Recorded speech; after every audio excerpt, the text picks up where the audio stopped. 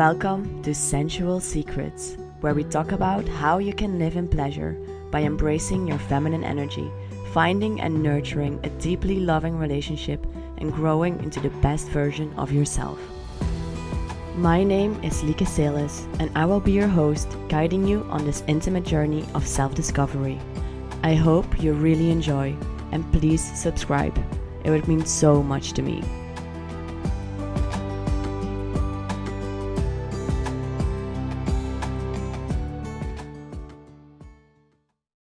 Hello, beautiful souls, and welcome to a new episode of Sensual Secrets. Today I want to talk about dating and the difference between attraction and alignment. Some questions that we will answer throughout this episode is, how do you know if you're meeting the right people? If this person is the right partner for you? And how can you differentiate, or how do you know if you are connecting out of trauma patterns or out of a connection from your higher self?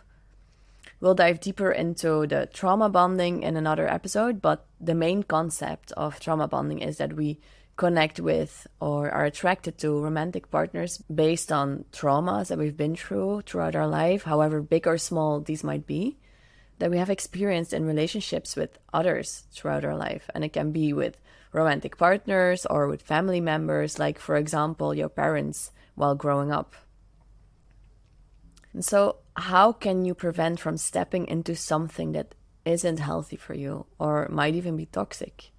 And we've already discussed the concept of toxic relationships in episode 22, Understanding Toxic Relationships. So definitely go check that one out to dive deeper into the concept of what it is and how you can recognize it and what to do when you are in one. Because the main topic that I want to touch upon today regarding dating and finding the right person for you is the distinction between attraction and alignment when looking for a long-term relationship. So first of all, attraction is the chemistry you feel, the sensual and sexual fire you feel lighting up in your body that you experience when you feel your whole body tingling when seeing someone. This is something instantaneous. It's a euphoric desire you feel. That is because of the production in your body of all of these happy hormones like dopamine, serotonin, oxytocin, and norepinephrine. Your body gets intoxicated with all of these happy hormones, and you get high of all these chemicals that your body produces. And that means that you might misinterpret this feeling of being high during a shared experience for a good match. Because maybe the most important takeaway from this episode is that it doesn't mean that when you are attracted to someone that they are therefore a good match for you as a long-term partner. I know it's pretty basic, but sometimes we forget when we're really attracted to someone. And we kind of get lost in this emotion, in this feeling of the high. Because I'm sure we've all been through many moments in our lives when we felt so attracted to someone, yet they weren't quite the person you were dreaming of in terms of someone to spend your life with, like your best friend, your teammate, your love.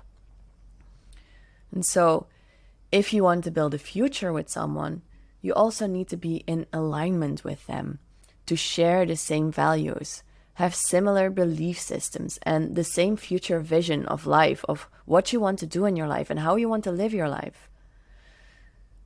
It might be nice, for example, to have a matching personality that complements one another and a matching balance in how you both want to contribute to a relationship.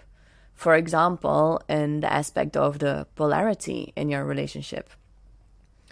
For example, if I want to be in my feminine in a relationship, then it would be very good for me to be with a man who wants to be in his masculine. And you can figure out how that balance works best for the both of you, how you can work together as a team to fulfill each other's needs and create a unity together that is bigger than both of you individually. And I always envision this kind of like the shape of a pyramid. When you are both on either corner of the foundation of this strong structure, going into a peak where you come together. So being in alignment doesn't mean that you agree on everything or have all of the same interests and hobbies, but being on the same page about how you see your relationship gives you emotional safety and a good foundation to be able to build a future together. And so I know that this concept is pretty straightforward, because I'm sure you've experienced that in order to be with someone, you need to be somewhat aligned in how you live your life in order to share your life. For example, for me, a few things that are important in order to match with someone regarding lifestyle are that they live healthy, that they're active, that they are flexible with their time, that they also love traveling, and that they're flexible with where they want to live or in places that I want to live too. There's so many more aspects that I know I want in a partner or that I'm looking for. And the more clarity I get on this, the easier it is to discern when I meet someone if this is right for me or if it's not a match at all with what I want in my life. And the more clarity I have, the easier it is to recognize this early on and say goodbye and wish them all the best in life if it's not a match, without there being emotional attachment or involvement, or, without it being too tough to say goodbye. So the first thing to do in figuring out if someone is right for you is to find clarity on what it is that you want in your life, and for you to live in alignment with that. Because when you have this clarity, it is way easier to say no to things that aren't in alignment with you, and to come closer and closer to being the person you really want to be and living the life that you really want to live, and the life that feels good to you. In this way, you slowly pave your unique path, and walking on that path, you will attract more and more things that are right for you, because there's space for them to enter when you say no to all the rest. So, what you can do practically is to take some time and write out a list of all the things you like in a partner. Look at different areas of your life: work, social, financial, time, health, relationships with family, certain communication, emotional maturity, spirituality. Just make a list of a description of your dream partner in all different areas of your life. And then prioritize a few things that are really must-haves for you, that are really non-negotiables. And then the other things, they might be up for flexibility. But most importantly is that when you have this list, to then mirror it back onto yourself and see where you are still falling short. Which areas within yourself do you still need to work on in order to match with a person who embodies this list?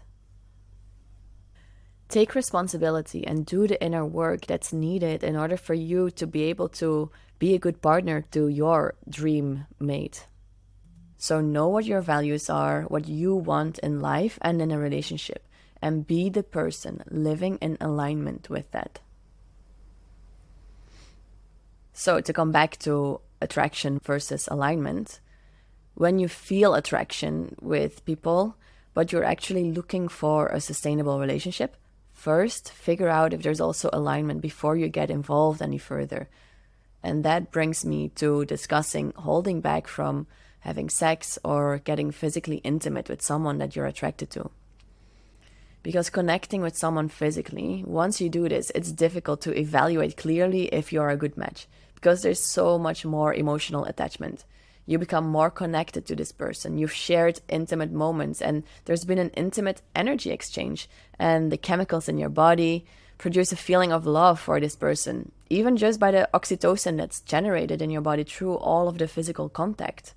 So you experience a profound feeling of bliss when you orgasm, for example, and then you connect this feeling to this specific person, as if this person unlocks a feeling of love inside of you, which you want to repeat or you become addicted to. And then you might think that this person is your portal to feeling love, without realizing that you can also choose to live in love or to feel love without connecting that feeling to another person. So if you're looking for a sustainable relationship, it's wise to only explore more deeply the attractions in which you've also already figured out that there's actually alignment as well, that there is sustainability, to go deeper, to invest your energy in this connection. You know that it's worth it, that there is some possibility there, that there's some future there. Otherwise, when you only base your relationship on attraction and you don't actually know if you're in alignment, you can create this fantasy reality. And you create a story about this person, or they become maybe a dream version of all of the potential that you see in them. But it doesn't always match with the reality, or most specifically, the current reality. And I think that that is a very important point to make, that you guard yourself from getting lost in a fairy tale story that is based upon hope or potential for the future of who this new person could be. Always come back to the present moment and assess what is actually true and how they are showing up right here and right now. So slow down the process of getting lost in the attraction. Recenter yourself, reassess your values, and find clarity on what you truly want in life. And then check if this is in alignment with what the other person wants, without a fear of losing them. If your values don't match, they're simply not a good match for you, and you will find someone who matches better with you, and that will make your life a lot easier, instead of trying to make something work that just isn't meant for you. And in this way, you also give them the opportunity to find someone better for them. So you can let go of all the people-pleasing behavior in staying with someone when you're actually not that into them, without feeling guilty that you are doing them any wrong. And of course, in any situation, you need to have clear communication and respectful communication.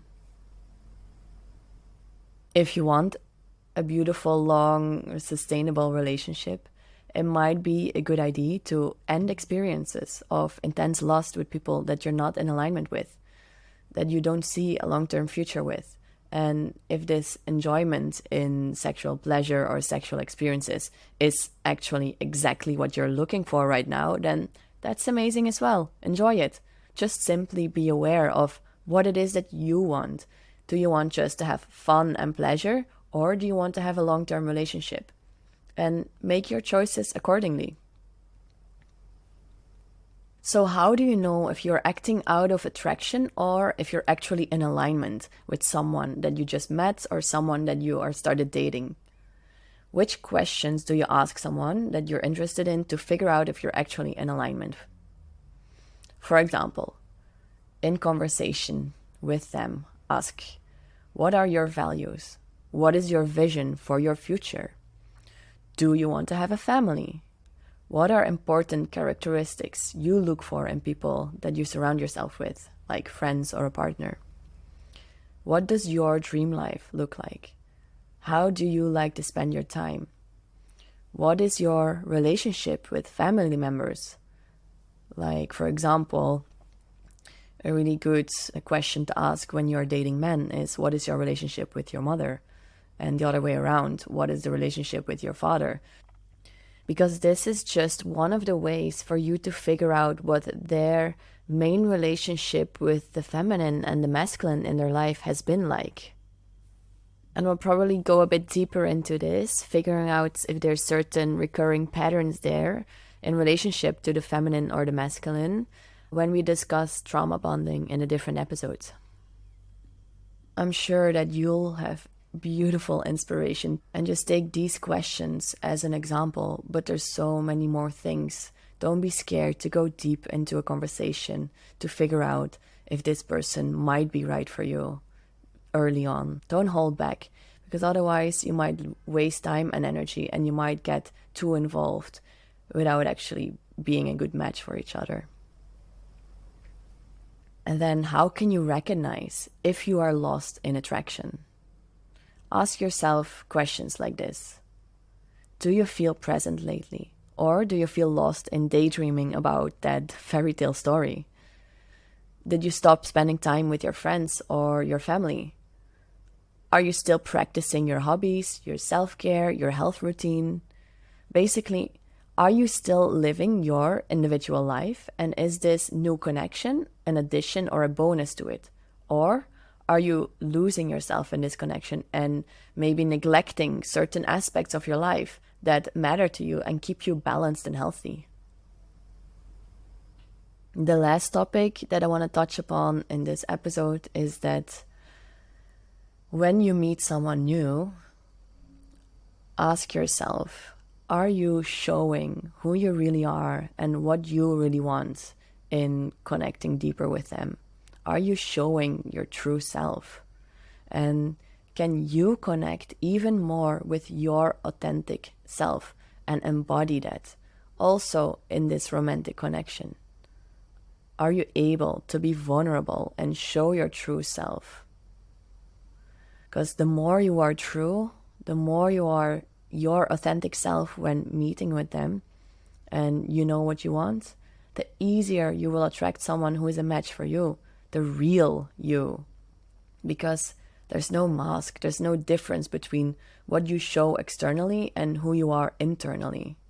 And in order to be vulnerable with someone, you'll have to feel safe and confident within yourself.